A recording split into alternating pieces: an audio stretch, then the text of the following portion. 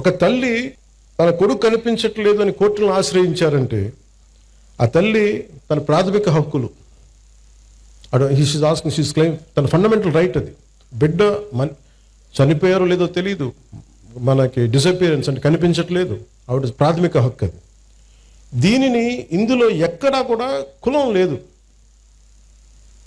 ఒక క్రిమినల్ని చట్టం ఎలా చూస్తుంటే రాజ్యాంగం కానీ it has got nothing to do with your caste or your religion or your region. Crime జరిగిందా, ఎవరికి చేశారు, ఇంతకు మించి దాంట్లో కులం అనే ప్రస్తావన ఎక్కడ ఉండదు. This is what fundamental constitutional law or criminal law చెప్పేది. కానీ మీరు ముఖ్యంగా యూత్కి చెప్తా ఉన్నాను, పెద్దలకు కూడా, మీరు కులాల పరిధిలో నుంచి మీరు కుల కోణాల నుంచి మటుకు క్రిమినల్స్ని చూడకండి. ఒక ముగ్గురు ఏడిపించారు ఇక్కడ అరవింద్ గారిని.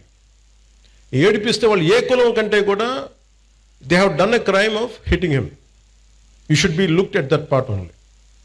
పలానోళ్ళు చేశారు ఇట్లా పెట్టినా కానీ ఇది దాని తాలూకు శాంక్టిటీ, దాని తాలూకు ప్యూరిటీ పోద్ది. కాన్స్టిట్యూషన్ కానీ లా కానీ అలా చూడదు వాటిని. అందుకని ఇలాంటి అంటే మీ మిమ్మల్ని అందరినీ ఎదురుగా పెట్టుకొని మన నేతలందరికీ కూడా చెప్తున్నాను, మీ భావం తెలియజేస్తున్నాను. ఎవరైనా సరే కాస్ట్ క్రిమినల్కి కులం ఉండదు సార్. తప్పు చేసేవాడికి, మానభంగం చేసేవాడికి వాడి కులం ఎందుకు ఉంటుంది? వాడి దగ్గర క్రిమినల్ యాక్టే ఉంది. అలాంటి నీచుడికి, అలాంటి నీచుల్ని మనం వెనకేసుకొస్తే that is showing that particular person's nature. Criminal gangs తోటి ప్రభుత్వాల్ని నడుపుదాం, భయభ్రాంతుల్ని చేసి అధికారుల్ని గుప్పిట్లో పెట్టుకుందాం, లేదంటే మా దగ్గర క్రిమినల్ గ్యాంగ్స్ ఉన్నాయి భవిష్యత్తులో మిమ్మల్ని ఆడుకుంటాం, భయభ్రాంతులను చేస్తే ఇలాంటి ఎందుకు వీళ్ళు తలపైకెక్కి ఆడతారంటే బలం వాళ్ళది కాదు, మనందరి కలెక్టివ్, మన బలహీనత అది. నేను ఈరోజు ఎందుకు వచ్చానంటే ఒక 3 months బ్యాక్ చెప్పాను ఎస్పీ గారికి, ఐ వాంట్ ఇంటరాక్ట్, ఒక సివిల్ మన సిటిజన్స్ మీటింగ్ పెట్టండి, నేను వస్తాను ఇక్కడ కూర్చోబెట్టి, because I want empower citizens. నా పార్టీని ఎంపవర్ చేయొచ్చు. మీరు కనుక గట్టిగా, ఇప్పుడు మీరే ఇందాకే చెప్పారు పోస్టర్స్ గురించి, మాకు పోస్టర్లు ఎక్కువ అయిపోయినాయి, టూ మచ్. మీరు ఎంత బ్యాలెన్స్గా చెప్పింది ఆవిడ, ఆ పాప. అంటే ఉండొచ్చు కానీ మరి ఇంత మితిమీరా, that is an opinion should be taken, to be taken. అది ఏమవుద్ది ఇలా ఇంటరాక్షన్ వల్ల?